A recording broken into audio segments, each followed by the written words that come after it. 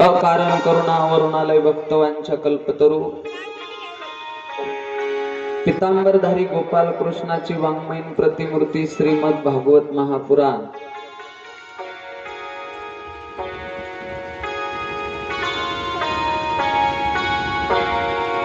कथेच्या द्वितीय दिवसाला प्रारंभ करत असताना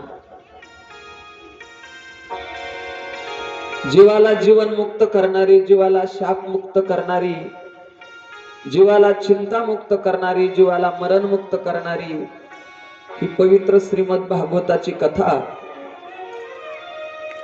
शुभाचार्य भगवान राजा परीक्षितीला निमित्त करून संपूर्ण जीवाचं कल्याण व्हावं, जीव हा मरण मुक्त व्हावा, जीव हा शाप मुक्त व्हावा, अनादी कालापासून जीवाच्या पाठीमाग लागलेली ही चिंता मरणाची, याच्यातून जीव मुक्त व्हावा यासाठी हे पवित्र कथेचं चिंतन 2 वर्षाच्या नियमामध्ये कथेला अनुसरून आपण हा श्रीमद भागवत कथेचा नियम केला।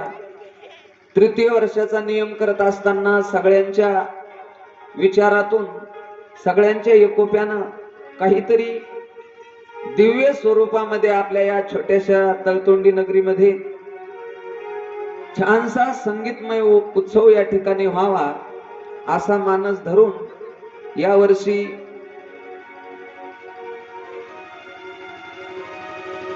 सुंदर साजेसहा रंगमंडप, धर्ममंडप, माऊली साऊंड सिस्टम, वाडी प्रोप्रायटर आमचे तात्या आणि हे 2 in 1 माणसं आहेत गुरुजी। जबान केली आम्ही की मंडप, साऊंड सिस्टम, ऑपरेटिंग आणि गायन गुरुजीला साथ करण्यासाठी दुसरी व्यक्ती आम्ही इन्व्हाइट अधिकृत केली नाही। आपल्या प्रेमा खातर एक व्यक्ती रोज येईल याच्यात काही शंका नाही, पण अधिकृत आहेत आमचे तात्या, म्हणजे 2-4 काम आहेत त्याच्याकडं, आणि 4 काम केले की संध्याकाळी आपल्या पाठीमागे एक काम आहे, त्याला जेव घालणे प्रेमानं। गोपाल कृष्ण भगवान की जय। आणि सगळं प्रेम त्या ठिकाणी मिळतंय।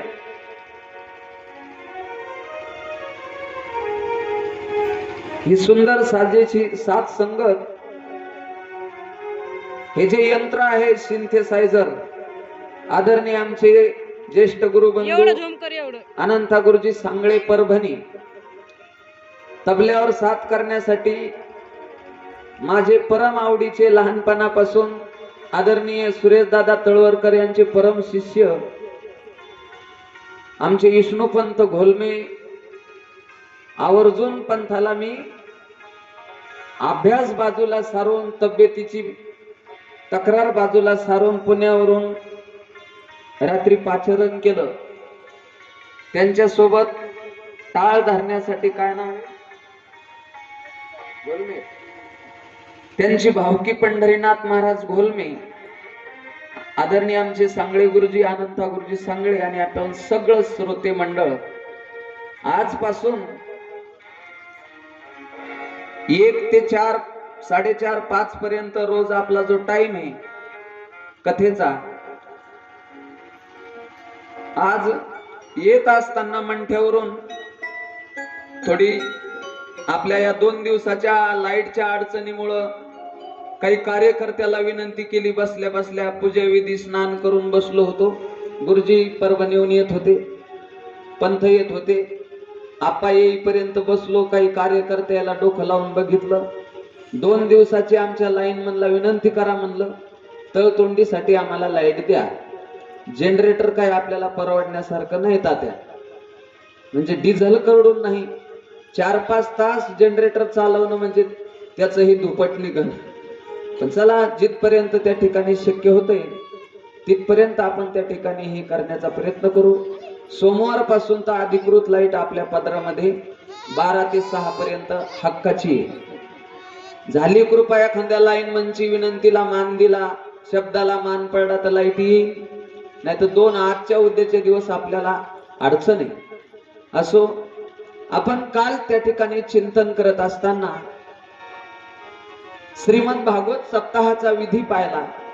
श्रीमद भागवत कथा श्रवण करत असताना 7 दिवसामध्ये आपल्याकडून कशा पद्धतीनं हा सप्ताह विधी पूजन झालं पाहिजे, कसा हवन विधी झाला पाहिजे, कसं आचरण त्या ठिकाणी झालं पाहिजे, षडोपचारे पूजा करून आपण काल थोडा वेळ या ठिकाणी कथेचं चिंतन केलं. श्रीकृष्ण परमात्म्याची श्रीमद भागवताची आरती करून काल त्या ठिकाणी कथेची सांगता केली. श्रीमद भागवताचं महात्म्य बघितलं. का कथा श्रवण करायची? आज कलियुगामध्ये प्रत्येक जीवाला कथा श्रवण करण्याकरिता अशी कोणती आवश्यकता आहे? का आवश्यकता आहे कथा श्रवण करण्यासाठी? श्रीमद भागवताचं चिंतन, श्रीमद भागवताचं श्रवण करून त्या ठिकाणी पिशाच्याचा जर उद्धार होतो, प्रेत योनीला प्राप्त झालेल्या धुंदुकारीचा जर उद्धार होतो, तर आपण माणसा होतो. आपल्याला कळतं, आपल्या ठिकाणी ईश्वरानं बुद्धी दिली. बाहुले मनुष्य देही निज ज्ञान घातले पाही. एक गोष्ट मनुष्याच्या जीवनामध्ये भगवान परमात्म्यानं अधिकची दिली, चाळाची दिली. बुद्धी दिली ऐशी नास नाही. आणि मग त्या बुद्धीचं वैभव ज्ञानोबाराय म्हणले, बुद्धीचे वैभव अन्य नाही तुझे. बुद्धीचे वैभव अन्य नाही तुझे.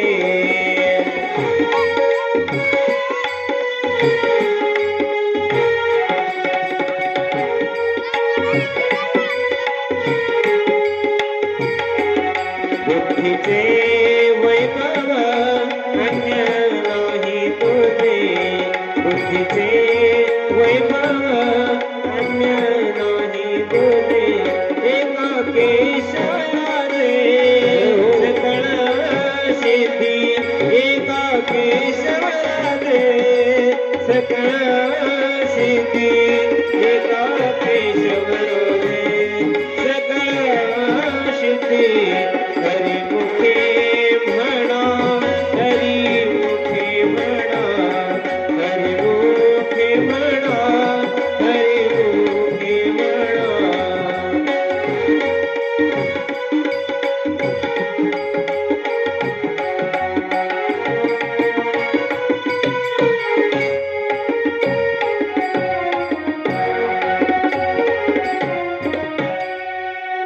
गोपाल कृष्ण भगवान की जय.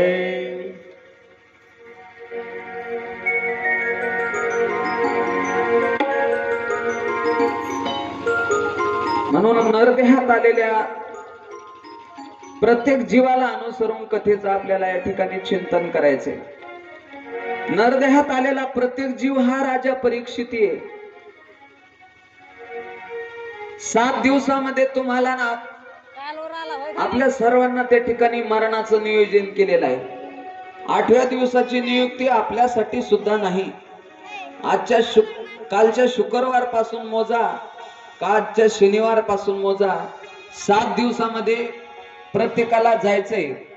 कोण्या दिवशी जायचंय, कोण्या घटिकेला जायचं हे मात्र निश्चित नाही. म्हणून श्रीमद भागवत कथेची आवश्यकता आहे. पिशाच्याचा प्रेत योनीतून त्या ठिकाणी उद्धार होतो, तर आपलाही सुद्धा श्रीमद भागवत कथेचं चिंतन श्रवण करून झाला पाहिजे. यासाठी कथेचं चिंतन आपण करतो आहोत. ही गोकर्ण उपाख्यानाची कथा आपण त्या ठिकाणी चिंतन करून आरती प्रसाद केला. प्रथम स्कंदामध्ये प्रारंभ करत असताना श्रीमद भागवत कथेला नैमिष्य अरण्याच्या ठिकाणी सूत महोदयांना सौनकांनी काही प्रश्न विचारले. 88,000 ऋषी मुनीच्या समागमामध्ये सूत महोदय सौनकांना ही पवित्र भागवताची कथा चिंतन करून सांगतात.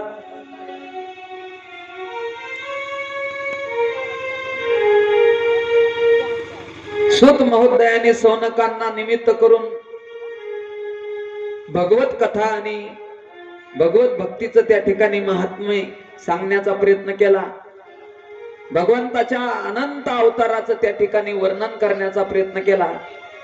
श्रीमद भागवतामध्ये 24 अवताराचं वर्णन सांगितलं भगवान परमात्म्याच्या. त्याचं वर्णन करून सांगितलं सूत महोदयाने. प्रथम स्कंदाच्या पूर्वार्धामध्ये आचार्य व्यास आणि आचार्य नारदांची झालेली भेट. नारदांनी पाहिलेला आचार्य व्यासांचा चेहरा. व्यासांच्या चेहऱ्यावरती थोडक्यामध्ये असंतोष होता, असमाधान होतं, अशांती होती. आपण काल बोलून आलो की घराची कळा अंगण सांगतो गुरुजी. चेहऱ्यावरती दुःख आहे का, चेहऱ्यावरती आनंद आहे का, हा तुमचा चेहरा सांगत असतो. कितीही दुःख दाबण्याचा प्रयत्न केला, बर हे दुःख त्या ठिकाणी सामान्य माणसाला झालं नाही. तुम्ही ध्यान द्या. ज्यांनी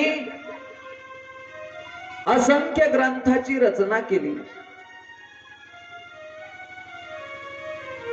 की याजसाठी जप, याजसाठी तप, व्यासेही अमोप ग्रंथ केले. केवळ देवाच्या प्राप्तीसाठी, भगवान परमात्म्याच्या प्राप्तीसाठी व्यासांनी एवढी रचना केली. तिथून पुढे जेवढेही महाराज मंडळी झाली ईश्वात गुरुजी. बरं, व्यासाच्या नंतर व्यासांकडे पाहत असताना वर्णन केले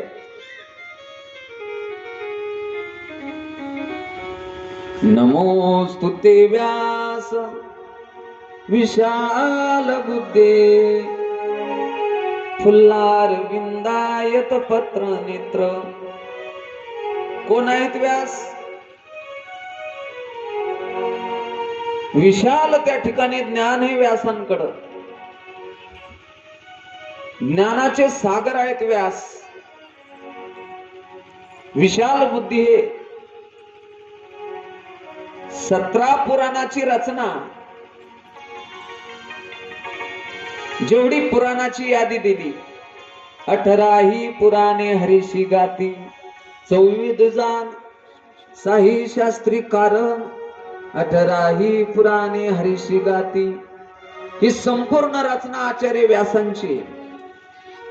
म्हणून महाभारती जे नाही, जे नोई लोकी तिही, येणे कारणे म्हणे पे पाही, व्यास उचिष्ट जगत्रय.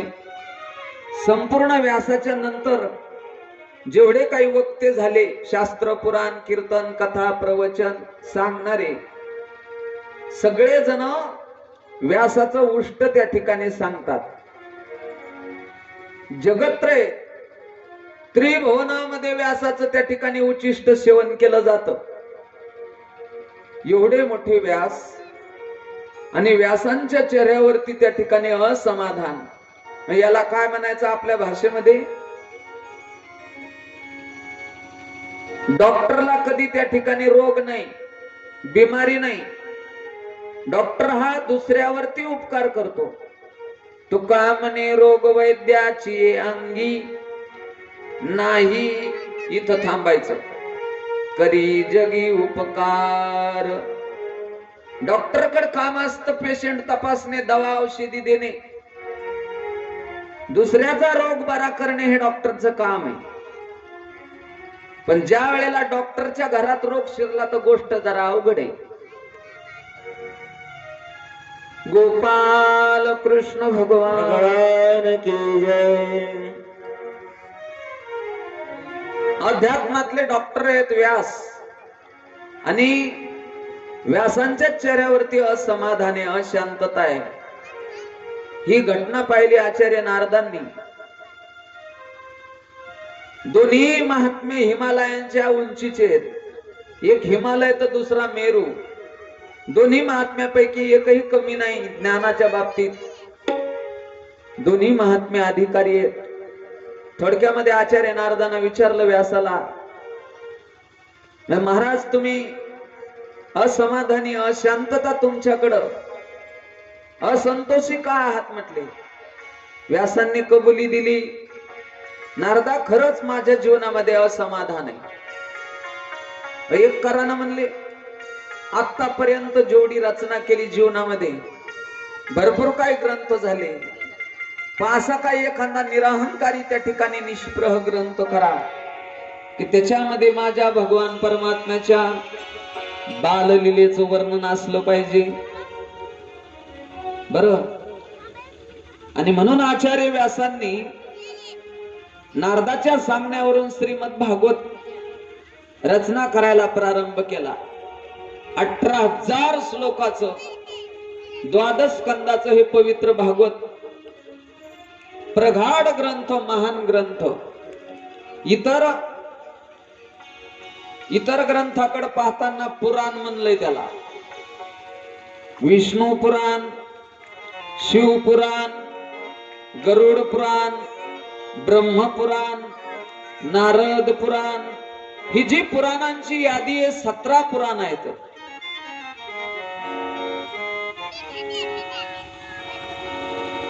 पण भागवताकडे बघत असताना श्रीमद भागवत महापुराण हे महापुराण. आता याची रचना करत असताना व्यास म्हणले, आता वय झालं आमचं, आता एका जागी बसता येत नाही. कथाकाराला कथा कुठपर्यंत सांगता येईल, जोर बोलता येतो, बसता येतो. हे गाणं वादन, कथा कीर्तन सांगणं, बसून कथा ऐकणं, इथपर्यंत येता आलं पाहिजे. मंडपापर्यंत बसता आलं पाहिजे, दिसलं पाहिजे, ऐकू आलं पाहिजे.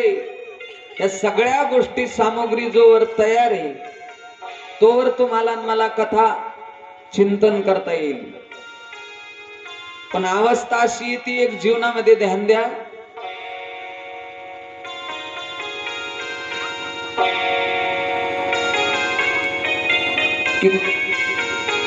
कर्ण हे बधीर झाले, वाचा बोले बोबड, नाक मुख गळू लागले, लाळ आणि शेंबूड, स्वानापरी गती झाली, अवघे करीती हडहाड. आता दिसत नाही, आता चलणं होत नाही, आता ऐकू येत नाही, कुठलंही त्या ठिकाणी शरीरामध्ये शक्ती राहिलेली नाही. संपूर्ण शक्ती हीन झाली तर मग कुठलंही काम करता येत नाही. नारदा, आता वय झालं म्हणले आणि तुम्ही मोठं काम सांगितलं. गणपती बाप्पाला पाचारण केलंय. सांगण्याचं काम व्यास करतात आणि गणपती बाप्पाला केलं लेखक. गणपती बाप्पा बुद्धीचे दाता आहेत. गणपती बाप्पा म्हणे मी लिहिण्याचं कार्य करील, पण सांगता सांगता, कथा सांगता सांगता थांबायचं नाही, विश्रांती घ्यायची नाही. ऐकल्या, खाली उतरा ना, दोघं खाली उतरा. गणा उतर खाली. वानरायण उड्या हाणायच्या बंद केल्या तर तुम्ही वर चढायले. एक कदर हे का? गोपाल कृष्ण भगवान की जय. थांबायचं नाही म्हणले, चहा पाण्याचा ब्रेक नाही, कुठला काही कथेला थांबायचं नाही, सांगता सांगता. बद्रिका आश्रमाच्या ठिकाणी व्यासाच्या आश्रमात सुरुवात झाली.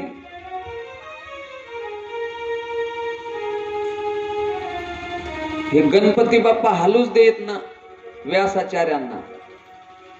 नारद पुन्हा आले. नारदा, जमलं नाही म्हणले हे. गणपती बाप्पा थोडाही त्या ठिकाणी विश्रांती देत नाहीत. ठरलंच तसं होतं, सांगताना थांबायचं नाही म्हणले. मग असं काही अवघड कोड टाकत जा. श्लोक लिहिता असताना विचार करून लिहायची जबान होती. समजून उमजून लिहायची जबान होती. कथा सांगताना कथा ऐकताना ती समजली पाहिजे, ती तुमच्या गळी उतरली पाहिजे. ही कथा कशाच्यासाठी सांगितली नेमकी? नाही तर नळी फुंकली सोनारे, इकडून तिकडे गेले वारे, असं हो नाही. कळायला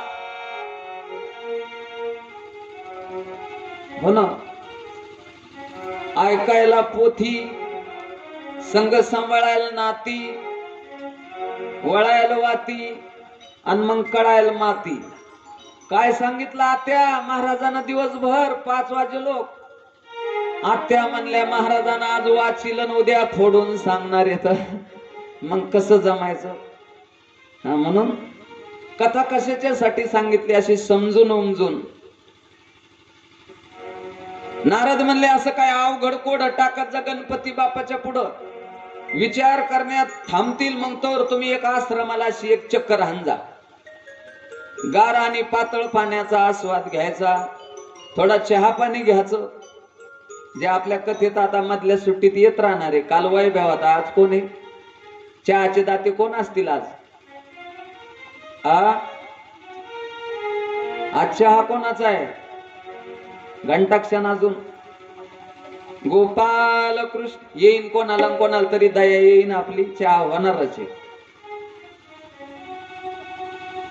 तोवर तुम्ही असं थोडी फेरफटका मारून यायचा म्हणे आश्रमाला. असे काही कोडे असते.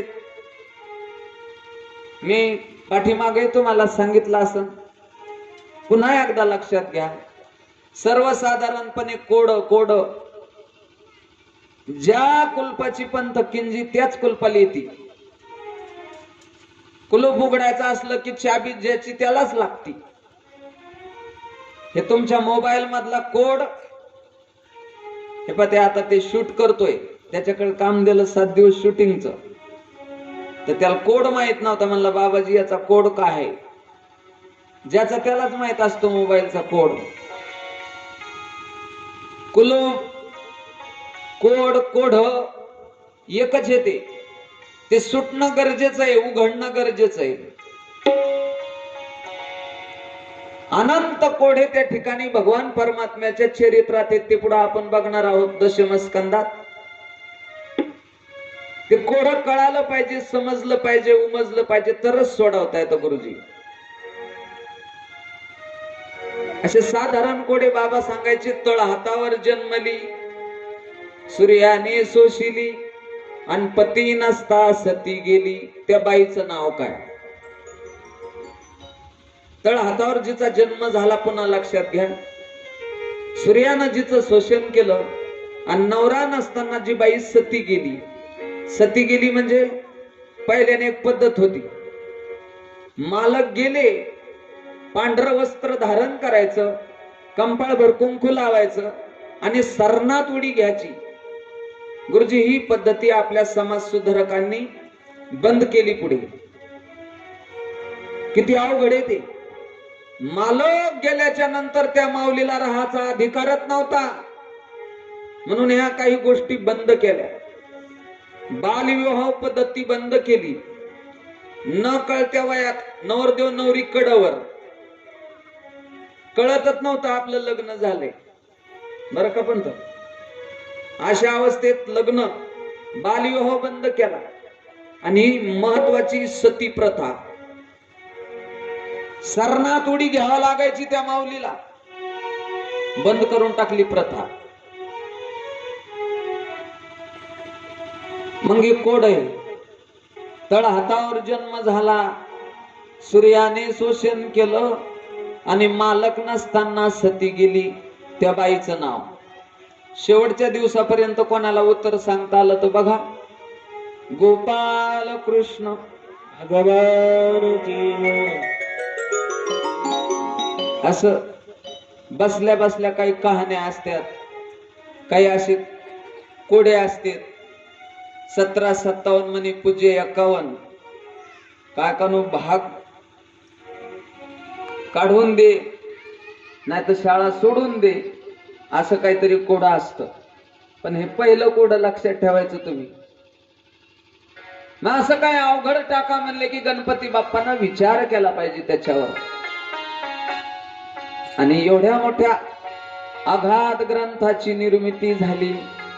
व्यासाचार्यांच्या वतीनं त्या ठिकाणी श्रीमद भागवताची रचना झाली. आणि नारदांनी व्यासाचं समाधान करण्यासाठी आपल्या जीवनातला त्या ठिकाणी पूर्वचरित्राचा भाग सांगितला. नारदांनी व्यासाला अनुसरून पूर्वजन्मीचा वृत्तांत सांगितला. म्हणले बघा, एक कथा ऐकून एकदा हरिपाठाला येऊन एकदा पंढरपूरला देव मथारा होत नाही. एकदा पाणी घातलं महादेवाला नेऊन की देवाची पूजा संपली जीवनातली, असं नाही.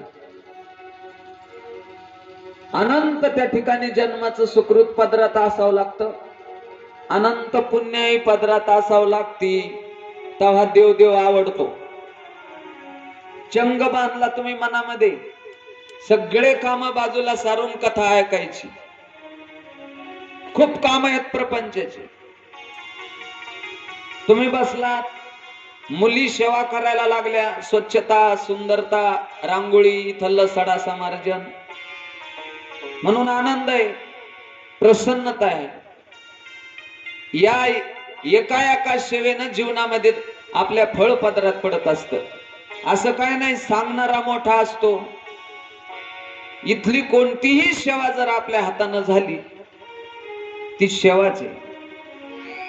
गुरुजी आपण म्हणत असतो ना, सेवेसाठी घेतलेला अभंग सेवाचे.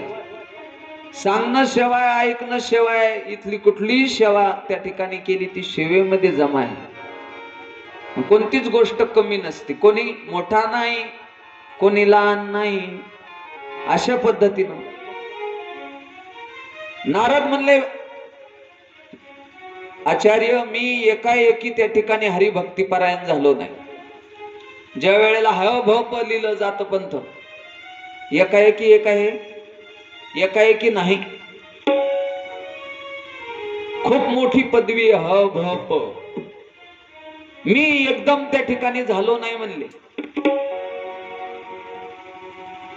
हा ब्रह्मविना चपुळ्या एकाएकी देवाचं नामस्मरण करण्यासाठी सज्ज नाही झालो म्हणले. व्यासा मी पाठीमागच्या जन्मामध्ये दासीपुत्र होतो.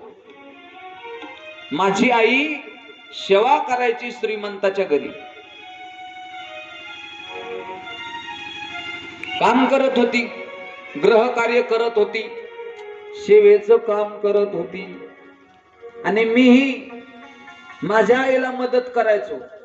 एकदा 4 महिन्याचा चातुर्मास करण्यासाठी संत मंडळीचा मेळावा त्या नगरीमध्ये आला. 4 महिने चातुर्मास झाला. पोथी, पुराण, कीर्तन, भजन 4 महिनेपर्यंत त्या ठिकाणी आई स्वयंपाक बनवायचं काम करत होती. आणि मी त्या संत मंडळीला पात्रवाळ्या वाढायच्या, पाणी वाढायचं, सगळे पदार्थ वाढण्याचं काम करत होतो. अशी सेवा त्या ठिकाणी घडत होती.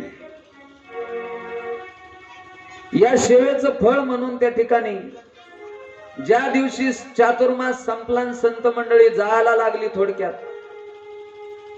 त्या दिवशी मी अट्टहास केला की मला तुमच्या सोबत न्या. त्यांनी सांगितलं, जोर आई जिवंत आहे तोवर आईची सेवा करा. ही सेवा सोडून दुसरी सेवा मोठी नाही जगात. कर्म धर्म संयोगानं ज्या दिवशी आईचा देह पडला त्या दिवशी मी मुक्त झालो तिच्या सेवेतून. आणि मग भजनाला लागलो. मागच्या जन्माची सेवा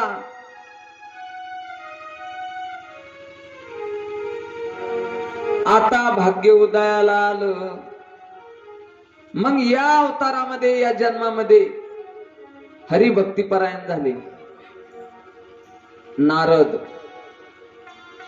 नारद हे भक्तीचे पुतळे आहेत. भक्ती शास्त्राची रचना करणारे आचार्य नारद आहेत. आणि तिही त्रिभुवनामध्ये गमन करणारे नारद. सगळीकडे नारदाला मान आहे. व्यासाचं समाधान करण्यासाठी नारदाने पूर्वजन्माचा वृत्तांत त्या ठिकाणी चरित्र पूर्वजन्मीचं सांगण्याचा प्रयत्न केला. सूत म्हणतात, सौनकांनो, पुढे अश्वत्थाम्यानं द्रौपदीच्या 5 पुत्रांना त्या ठिकाणी मारलं. पण केला अश्वत्थाम्यानं दुर्योधनाच्या पुढे राजवाड्यात पांडवांना घाबरू नको म्हणे. मी आज संध्याकाळी 5 पांडवांचे शिर कलम करून तुझ्या समोर आणतो दरबारात. दुर्योधनानं सांगितलं, जशा काय मुंग्या मारायच्यात. चिंता करू नको. अश्वत्थाम्या म्हणतात म्हणे मला गुरुपुत्र. या अश्वत्थाम्याकडून पांडव तर मारले गेले नाही, पण या अश्वत्थाम्यानं द्रौपदी मातेच्या 5 पुत्राचे शिर कलम करून आणले दुर्योधनाच्या समोर. कितीही दृष्ट असला, ध्यान द्या, तरी दुर्योधनाच्या डोळ्यातून आसू आल्याशिवाय राहिले नाही. निष्पाप लेकराला मारलं म्हणले तू. उद्या आम्ही जातो, पांडव सुद्धा त्या ठिकाणी जातील, निर्वंश त्या ठिकाणी होईल. सगळं दिवा राहणार नाही वंशाला, संपूर्ण कुळ नष्ट त्या ठिकाणी होईल. कौरव कुळ नष्ट, पांडव कुळ नष्ट झालं की आटपला हस्तिनापुराच्या गादीचं. ती धर्माची गादी आहे, न्यायाची गादी आहे हस्तिनापूरची. कोणीच ठेवलं नाही म्हणले मग तू आता. कारण महाभारताच्या युद्धामध्ये त्या कुरुक्षेत्रावर, धर्मक्षेत्रावर रक्ताचा पूर वाहिला, रक्ताची नदी वाहिली. कोणती सांगती देवाला. तुम्ही सगळ्यांनी म्हणायचा प्रयत्न करायचा, पाठ होतो. कोणती सांगती देवाला, कर्ण पांडव रे पहिला. पांडव रे पहिला. कोणती सांगती देवाला. हरी बोल. पांडव रे पहिला. कोणती सांगती देवाला. कर्ण पांडव रे पहिला. कौरव पांडव करीती तांडव, राजा साठी घाबडाव.